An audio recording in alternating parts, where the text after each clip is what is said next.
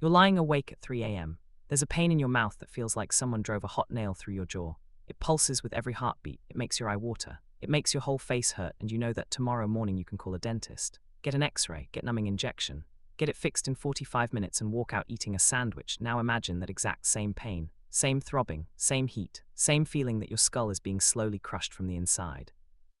But there is no dentist, there is no injection, there is no appointment tomorrow morning, there is just you, the pain, and the darkness. This wasn't rare. This was every human being on the planet for 99% of our existence. Tooth decay is at least 14,000 years old. Ancient humans had cavities, they had abscesses, they had infections so severe they could kill, and somehow they dealt with it.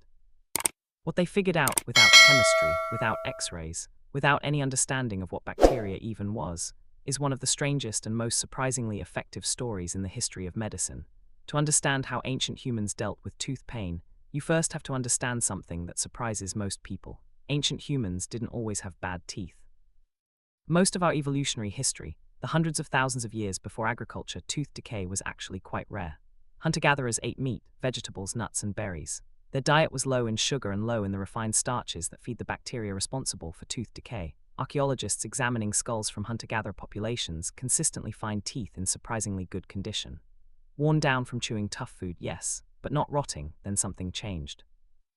Around 10,000 years ago, humans invented agriculture. They started eating grain, bread, porridge, foods that stick to teeth, ferment in the mouth, and feed exactly the kind of bacteria that produce the acid that dissolves enamel. Within a few generations of switching to farming, human teeth got dramatically worse. One study examining skulls from a North African population called the Natufians found that before agriculture, only around 14% of teeth showed decay. After agriculture, that number jumped to over 50%. Farming fed more people. It allowed civilization to exist, but it quietly rotted everyone's teeth at the same time. And once tooth decay begins, once bacteria get through the enamel into the softer dentine below, the pain that follows is genuinely one of the worst the human body can produce, which meant ancient humans needed solutions. Fast. Earliest evidence of humans doing something about tooth pain comes from a site in Slovenia.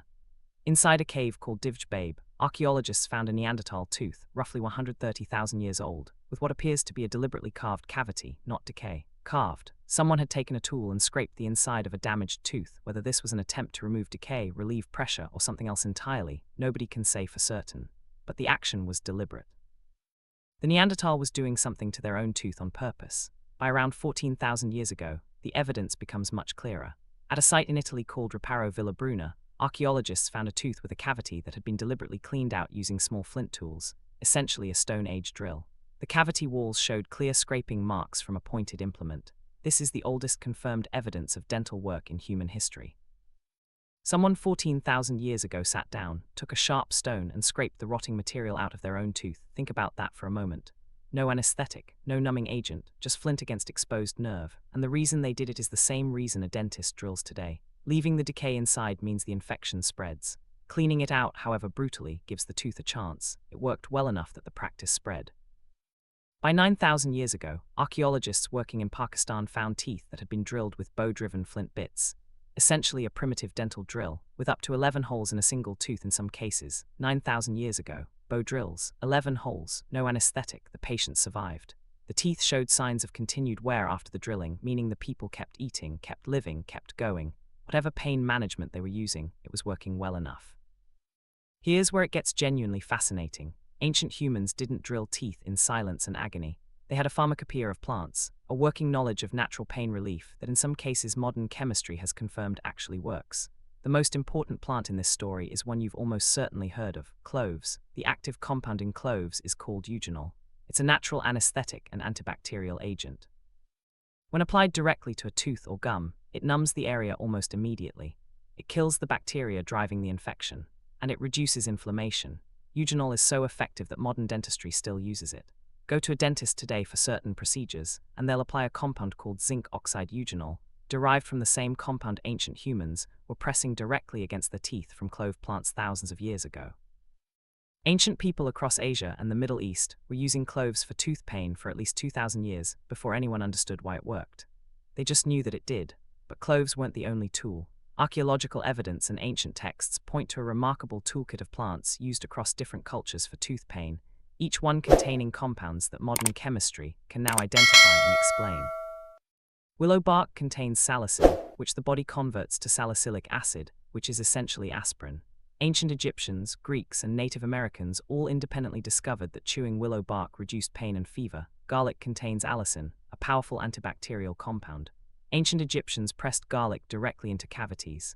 Ancient Roman physicians recommended it for tooth infections. What they didn't know was that allicin was actively killing the bacteria causing the infection. Oil of oregano contains carvacrol, another antibacterial compound shown in modern studies to inhibit the growth of exactly the bacteria responsible for tooth decay. Peppermint contains menthol, which activates cold receptors and creates a numbing sensation. These weren't random. These weren't superstition. These were real pharmacological solutions discovered by trial and error over thousands of years of people being in extraordinary pain and desperately searching for anything that helped. The knowledge accumulated, passed from person to person, mother to daughter, healer to apprentice. By the time ancient civilizations emerged, Egypt, Mesopotamia, China, these remedies were already ancient, already refined, already working. But here's the darker part of this story. Not everyone had access to the right plants. Not every remedy worked, and tooth infections left untreated don't just cause pain, they kill. A tooth abscess, a pocket of bacterial infection at the root of a tooth, can spread. The infection moves into the jawbone, from the jawbone into the soft tissue of the neck, from the neck, in the worst cases, downward into the chest. A condition called Ludwig's angina, where a tooth infection spreads into the floor of the mouth, can close the airway within hours. Before antibiotics, it killed the majority of people who developed it. Archaeologists have found ancient skulls with jaw infections so severe the bone had been completely destroyed. The person died slowly, painfully, from what began as a cavity. The Egyptian Ebers Papyrus, written around 1550 BCE, is one of the oldest medical texts ever found. It contains dozens of toothache remedies, pastes made from cumin, incense, and onion pressed into cavities, mixtures of dates, beans, and honey applied to gums. The fact that they needed so many remedies tells you something important. None of them worked reliably enough to replace the others, and for the worst infections, the ones that had spread too far, there was no remedy at all. There was just waiting, and hopping, and sometimes dying, which brings us to the solution that actually worked. The one that ancient humans eventually figured out was the only guaranteed cure for a tooth that had gone too far: pull it out. The oldest confirmed tooth extraction in the archaeological record dates to around 14,000 years ago, the same period as the first evidence of drilling. A tooth at the Reparo Villabruna site showed clear evidence of having been deliberately removed, with marks on the surrounding bone consistent with levering. Extraction solves the problem completely. Remove the tooth, remove the source of infection. The body heals, the pain stops, but extraction without anesthetic, with primitive tools, is its own category of ordeal. Evidence from ancient burial sites shows that tooth extraction was practiced across virtually every human culture. Egyptian skeletons show extracted teeth. Greek texts describe extraction techniques. Roman physicians had bronze dental forceps, recognizably similar in function to modern extraction tools. What made it bearable was a combination of the plant medicines already described: cloves, willow bark, alcohol, and something else: speed. Ancient healers understood that the faster the extraction, the less prolonged the agony. Archaeological evidence suggests that experienced practitioners developed real skill at extraction, leveraging teeth out in a single controlled motion rather than the grinding, twisting ordeal of an unskilled attempt. They didn't have modern forceps. They didn't have anesthetic injections, but they had knowledge accumulated across generations of people helping other people through the worst pain of their lives, and they had something else. Something the X-ray and the dental drill and the numbing injection can't fully replace. They had someone sitting with you in the dark, telling you it would be over soon. 14000 years ago, a human being sat in a cave with a throbbing jaw and a piece of flint. They scraped the decay from their own tooth. They pressed cloves against the wound. They chewed willow bark for the pain. And if none of that worked, if the infection spread far enough, someone who knew what they were doing levered the tooth out while they bit down on a stick. And then they got on with surviving. The same toothache that sends a modern person to a dentist within 24 hours, the same pain that modern medicine can eliminate in 45 minutes with a needle and a drill, ancient humans carried for days, weeks, sometimes months. They didn't have chemistry, they didn't have X-rays, they didn't have the germ theory of disease. They had no idea that bacteria existed, let alone that bacteria were eating their teeth from the inside, but they paid attention. They experimented. They shared what worked and remembered what didn't. They built a system of knowledge out of nothing but pain and observation and the human instinct to help each other through suffering. Almost everything they discovered, eugenol from cloves, salicin from willow bark, allicin from garlic, is still used in dentistry today.